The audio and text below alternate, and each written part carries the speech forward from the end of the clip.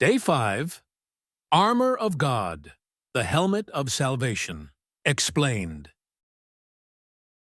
In ancient warfare, there was one wound almost nobody walked away from: a direct blow to the head. A soldier could survive a cut to the arm, a bruised leg, even a glancing hit to the chest if he was fortunate. But lose the fight for your mind, and everything else you're wearing suddenly becomes irrelevant. Paul knew that. So when he gets to the 5th piece of armor, he's not talking about your circumstances anymore. He's talking about the battlefield most people never even realize they're standing on: your own thoughts. Today, the helmet of salvation. And take the helmet of salvation. Ephesians 6:17. Roman helmets, called galea, were among the most carefully engineered pieces of a soldier's entire kit.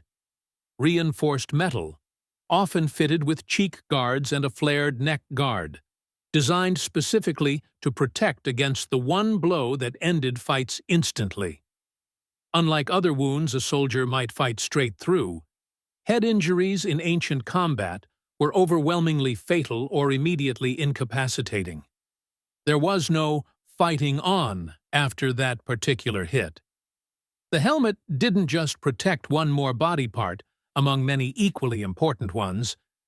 It protected the very thing that made the soldier capable of fighting at all. Paul places the helmet 5th, right after the shield and right before the sword, and that placement matters. The shield stops the incoming attack, but Paul understands that even a blocked attack can still leave a mark behind. Doubt that gets extinguished by faith in the moment can still leave a residue of confusion afterward. The helmet is what protects the mind itself from being slowly taken over, even after the initial hit has already been absorbed by the shield. This is also the first piece in the entire list phrased slightly differently than the others. Take, rather than having put on.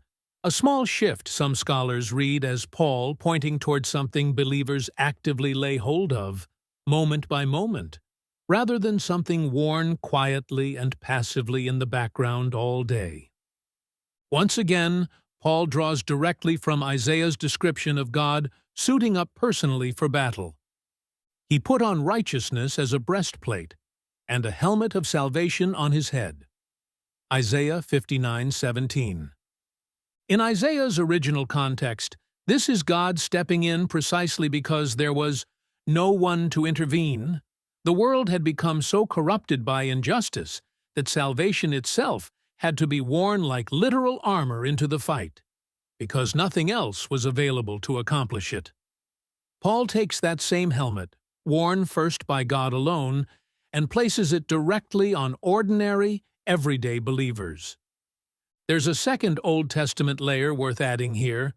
Salvation throughout the Hebrew Scriptures, the word Yeshua, is rarely abstract or purely spiritual. It's almost always deliverance from something specific and concrete. From enemies, from slavery, from imminent disaster. When the psalmists cry out, "God is my salvation," they mean it in a fully concrete sense.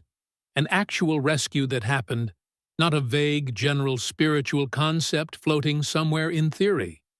That concreteness matters enormously for how Paul wants this helmet actually worn. It isn't a symbol to admire from a distance. It's protection rooted in a real, historical, completed rescue that already happened.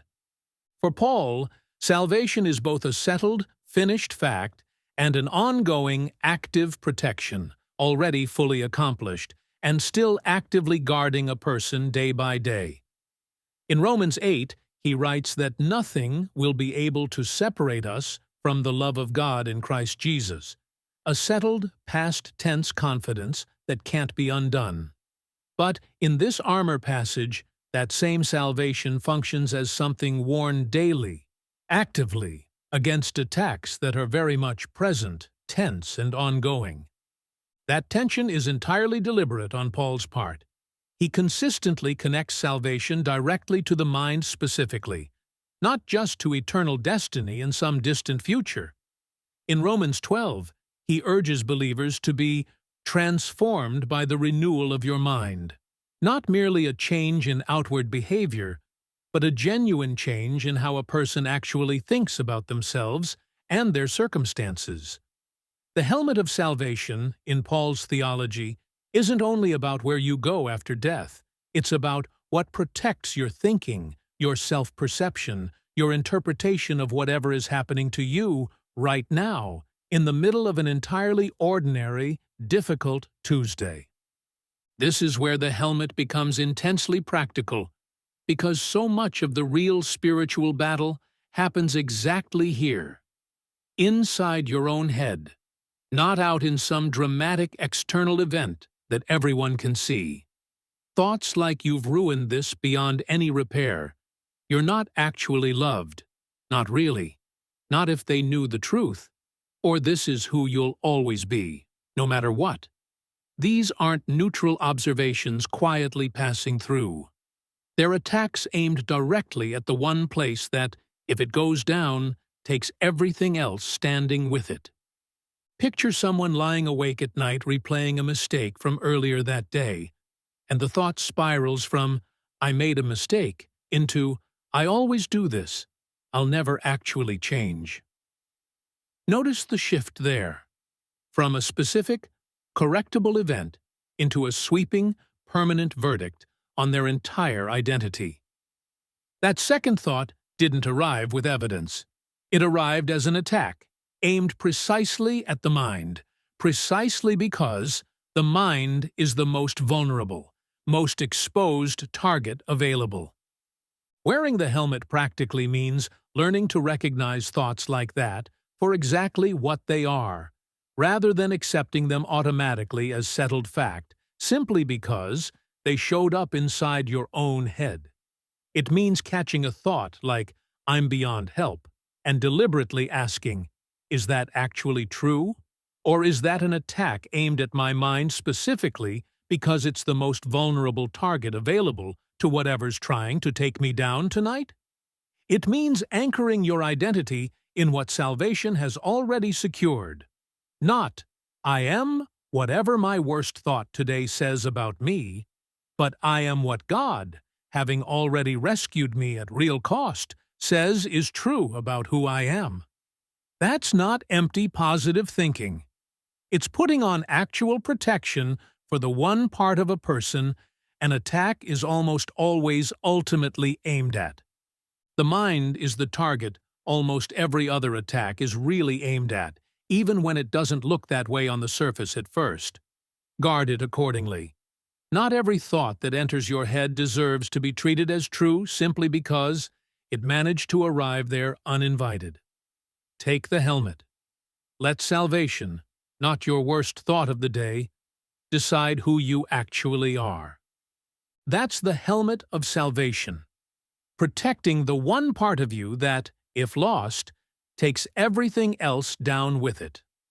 Next time, we're getting to the only offensive weapon in the entire list, the sword of the Spirit, and why Paul specifically chose a short, close-range blade instead of a long-range weapon for the fight. Subscribe so you don't miss it, and tell me in the comments, what's a thought you've had to learn to stop believing just because it showed up?